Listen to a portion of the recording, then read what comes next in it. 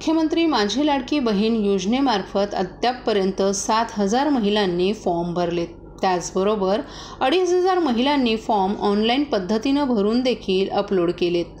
विशेष म्हणजे जेव्हापासून राज्याचे मुख्यमंत्री एकनाथ शिंदे यांनी मुख्यमंत्रीपदाचा कार्यभार सांभाळलाय, त्याचबरोबर राज्याचे दोघेही उपमुख्यमंत्री देवेंद्र फडणवीस आणि अजित पवार हे देखील चांगल्या पद्धतीनं काम करत आहेत। तसंच महायुतीच्या या काळात राज्य सरकार नेहमीच महिलांसाठी पुढे असेल आणि दरमहा 1,500 रुपये मुख्यमंत्री लाडकी बहीण योजनेमार्फत महिलांच्या अकाउंटमध्ये जाणार आहेत। तर या योजनेचा मुंब्रा आणि आसपासच्या परिसरातील माता भगिनींना लाभ घेता यावा यासाठी माजी नगरसेवक राजन किणे यांच्या वतीनं मुंब्रा, मध्यवर्ती शिवसेना शाखा आणि इतर ठिकाणी याची व्यवस्था करण्यात आली आहे। तसंच राजन किणे यांनी पत्रकारांशी बोलताना आमदार जितेंद्र आव्हाड यांच्यावरही यावेळी घाणाघाती टीका केली। 2014 मध्ये मुंब्र्यात रेतीबंदर येथे बांधले जाणारं नवीन गार्डन हे विशेष म्हणजे महाराष्ट्र राज्याचे मुख्यमंत्री एकनाथ शिंदे यांच्या माध्यमातून सुरुवात झाली आणि कधीही मुख्यमंत्री एकनाथ शिंदे यांनी 2014 साली पालकमंत्री असताना कामात अडथळा निर्माण केला नाही। ज्यांनी नेहमीच नगरसेवक यांच्या कामात श्रेय घेण्याचं काम केले त्यांना काय माहीत विकासाची काय काय कामं आहेत, असंही राजन किणे यांनी आव्हाड यांच्यावर टोला लगावला।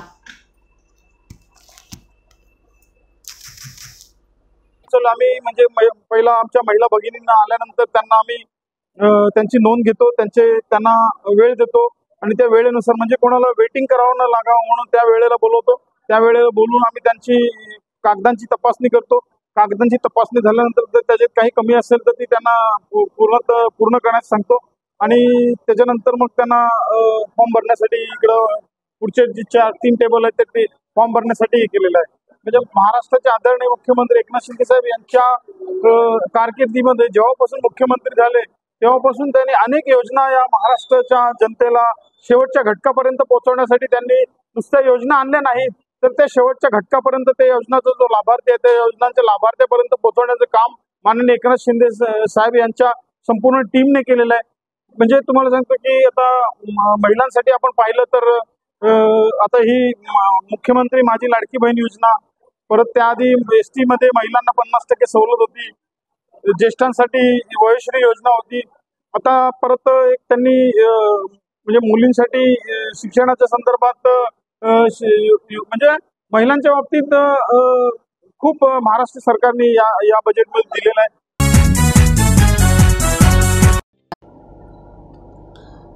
100 वर्षांहून जुनं ठाणं प्रादेशिक मनोरुग्णालय आता काट टाकणार आहे। प्रस्तावित नवीन रेल्वे स्थानकासाठी मनोरुग्णालयाची काही जागा रेल्वे आणि ठाणे महापालिकेला विकास कामांसाठी देण्याचा निर्णय झाला असला तरी तब्बल 560 कोटी खर्चून मनोरुग्णालयाचा आता कायापालट केला जाणार आहे।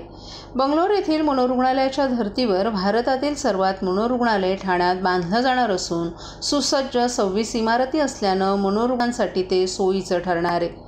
मुंबईच्या सरहद्दीवर असलेल्या ठाणे प्रादेशिक मनोरुग्णालयाच्या अखत्यारीत ठाणे मुंबईसह पालघर, नाशिक, धुळे, जळगाव आणि नंदुरबार आदी 8 जिल्हे असून 1901 मध्ये शेठ नरोत्तमदास माधवदास मनोरुग्णालय अर्थात मेंटल हॉस्पिटल सुमारे 72 एकर जागेत तत्कालीन सरकारनं उभारलं होतं।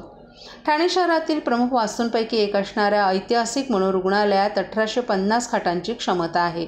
मात्र बदलत्या काळात रुग्णालय काट टाकणार असून सुमारे 3,278 खाटांचं भव्य रुग्णालय बांधलं जाणार आहे।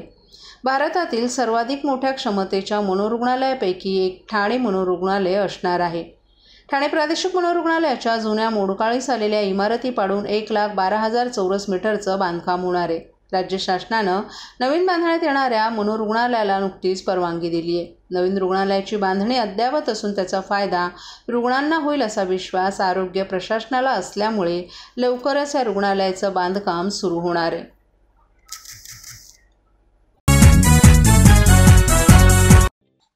महाराष्ट्रातील भगिनींना आधार देणारी राज्य शासनाची मुख्यमंत्री माझी लाडकी बहीण योजना।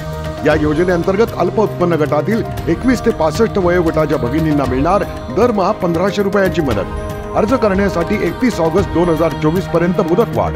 कुटुंबाचं वार्षिक उत्पन्न 2.5 लाख रुपयांपेक्षा कमी असलेल्या महिला पात्र। कुटुंबाकडे पिवळं किंवा केशरी रेशन कार्ड असल्यास उत्पन्नाचा दाखला आवश्यक नाही। पांढरं रेशन कार्ड असेल किंवा रेशन कार्ड नसेल तर कुटुंबाचं वार्षिक उत्पन्न 2.5 लाखांपेक्षा कमी असल्याचा दाखला आवश्यक। योजनेसाठीचा ऑनलाईन अर्ज नारी शक्ती दूत ॲपवरून किंवा पोर्टलवर भरता येईल। ज्या भगिनींना ऑनलाईन अर्ज भरता येत नसेल त्यांच्यासाठी अंगणवाडी, ग्रामपंचायत, वॉर्ड ऑफिस, सेतू सुविधा केंद्रामध्ये किंवा आशाताई बचत गटाच्या CRP यांची मदत उपलब्ध। आता आपल्याला अभिमानाने म्हणता येईल, सुखी आणि सुरक्षित आहे माझी लाडकी बहीण।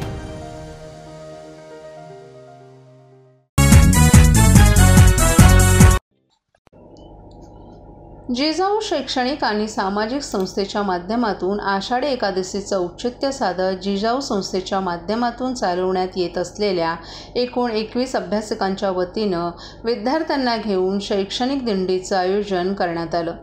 जिजाऊ शैक्षणिक आणि सामाजिक संस्था ही गेली 15 वर्ष शिक्षण, आरोग्य, रोजगार, शेती आणि महिला सक्षमीकरण या मुद्द्यांवर कार्यरत आहे। संस्थेचे संस्थापक निलेश सांबरे हे कोणाकडूनही कसलीही देणगी न घेता स्वखर्चानं संस्थेचे सर्व उपक्रम गोरगरिबांसाठी राबवतात। समाजातील गुणवत्ता असलेल्या गोरगरीब मुलांनाही दर्जेदार शिक्षण मिळावं या हेतूनं ठाणे शहरात या संस्थेच्या वतीनं 21 अभ्यासिका चालवल्या जातात। महागड्या क्लासेसची फी भरू न शकणाऱ्या अनेक मुलांना या अभ्यासिकेच्या माध्यमातून मोफत मार्गदर्शन दिलं जातं।